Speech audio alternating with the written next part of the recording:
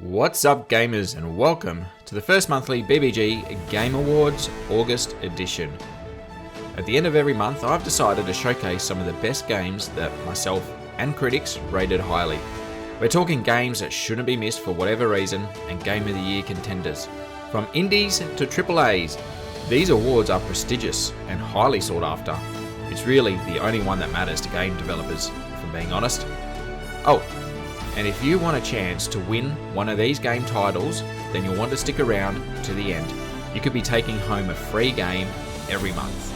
Now, let's get to the award ceremony, shall we?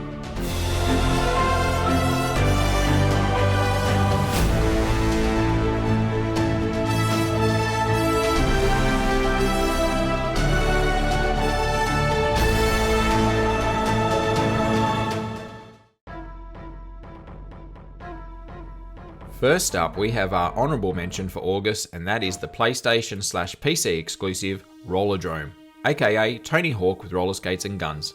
But let me tell you, if you haven't played this one yet, it's so much more than just that obvious reference.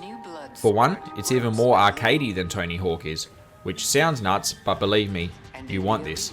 There is a lot on your plate here, and concentrating on racking up combos through tricks and kills is way more satisfying than having to worry about stacking it or landing a perfect 900. Secondly, it's a lot more focused on forward momentum, similar to what you might find in the new Doom reboot. If you ain't moving in Rollerdrome, you're as good as dead. Some sick features include bullet time, similar to a slow motion kind of thing, timing perfect shots to boost your score, reloading by doing a trick, all these things becoming muscle memory, just like how it feels when playing Doom. And let's not overlook just how amazing this art style is. It has this even more simplistic, high contrast and hand-drawn style that Borderlands has. And I friggin' love the Borderlands art style. Don't just take my word for it though, let's have a quick look at some reviews. OpenCritic rates it a strong 80 overall. IGN says Rollerdrome's unexpected blend of skating and shooting is a joy to master, backed by an arresting art design, thumping soundtrack, and a surprisingly layered story. Eurogamer calls it essential. Roll7 blends genres with total mastery in Rollerdrome, one of the most breathlessly, stylish, and casually outrageously cool games you'll ever play. And PC Gamer with a solid 94 says, one of the best to ever do it. Rollerdrome is an action showstopper. Great reviews and a great game. Go check it out and thumbs up if you agree.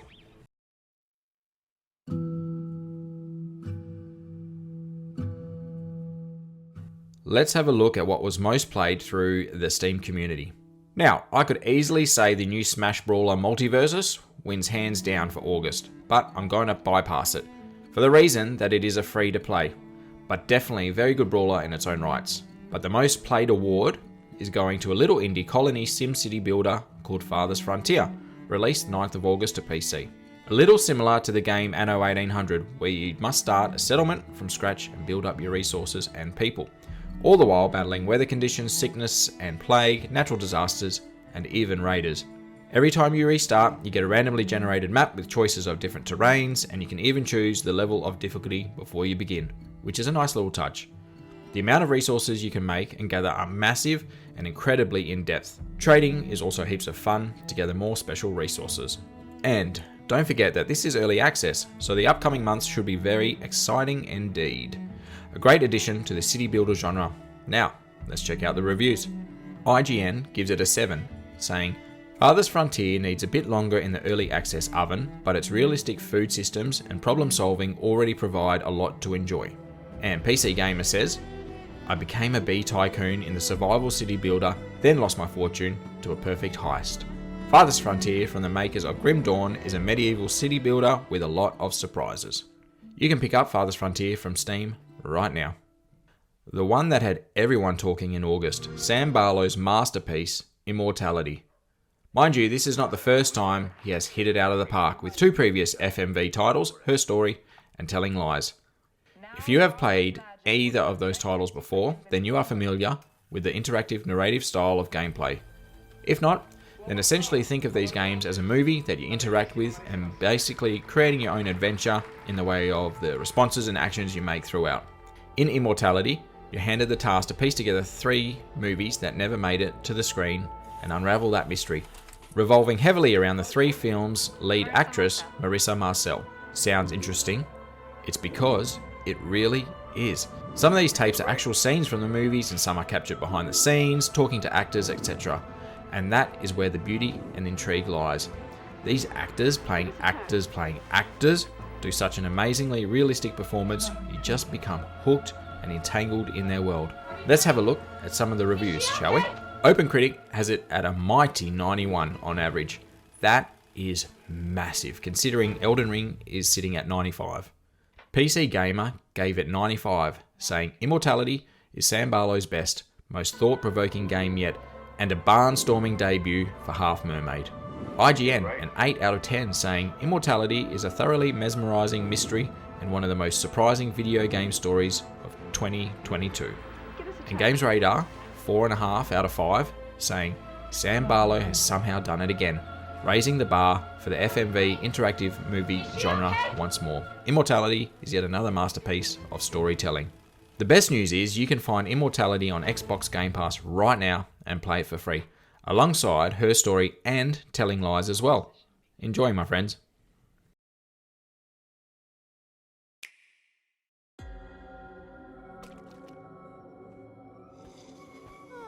The cute and devilish Cult of the Lamb gets the Surprise Hit Award for August. I mean, I knew this game was going to be great from after playing the demo a while ago, and shout out to my fellow Aussie development team Massive Monster. It feels so good to notch up a win on the board. But holy hell did this one blow up. Over 1 million units in the first week of release. That is a huge feat considering it wasn't released on any subscription service. A good old-fashioned transaction with your hard-earned money. So, why is Cult of the Lamb a success? Well, did you know you can make cult members eat poop? So that's it. That's all you need to make greatness. I'm joking, obviously, but that's still awesome. But seriously, I think the whole package here presents so well. It's of course a roguelike dungeon crawler, like what you would expect from Hades and etc. But then, there is this really cool addition of a base management sim when you get back to your camp, controlling and harvesting souls from your cult members, keeping them fed and sheltered, making them work together to help with your progress through more difficult levels. It's a fantastic mashup and it's clearly paying off. It's essentially 2 games in 1. Let's check out what others have said. OpenCritic gives it a mighty 85 on average, with IGN giving it an 8 out of 10, saying Cult of the Lamb is a woof of a satisfying base management game in the sheepish clothing of an approachable action roguelite. PC Gamer, a solid 82 out of 100, says unlike anything else and able to meld its 2 disparate halves into something cohesive and satisfying. You won't feel fleeced if you buy this.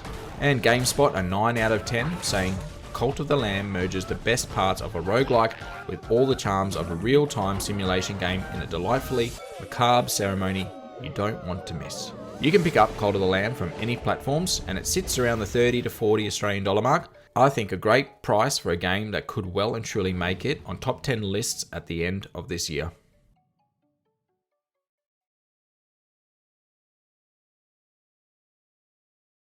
Let's end with my pick of the month. And it's another title that you can grab from Xbox Game Pass right now. And that's the platformer Tinykin. I'm telling you, never have I played a game with such a smile on my face. Just the premise alone, where you are a shrunken down version of yourself around this house, making everything about this so fucking cool. I mean, who didn't love Honey, I Shrunk the Kids when they were younger? The cartoon art style is gorgeous, vibrant and detailed.